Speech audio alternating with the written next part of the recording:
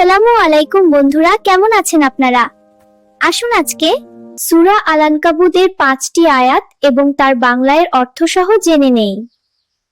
বিসমিল্লাহির রাহমানির রাহিম। এর অর্থ পরম করুণাময় ও অসীম দয়ালু। আল্লাহর নামে শুরু করছি। আহাসিবান নাসু আন ইউতরাকু আন ইয়াকুলু আমান্না ওয়া হুম লা ইফতানুন। মানুষ কি মনে করে যে তারা আমরা ঈমান এনেছি বললেই তাদের ছেড়ে দেওয়া হবে এবং তাদের পরীক্ষা করা হবে না? اللمم أحسب الناس أن يتركوا أن يقولوا آمنا وهم لا يفتنون وليعلمن الكاذبين। আর আমি তো তাদের পূর্ববর্তীদেরও পরীক্ষা করেছি। আল্লাহ অবশ্যই জেনে নেবেন কারা সত্যবাদী এবং তিনি অবশ্যই জেনে নেবেন কারা মিথ্যাবাদী।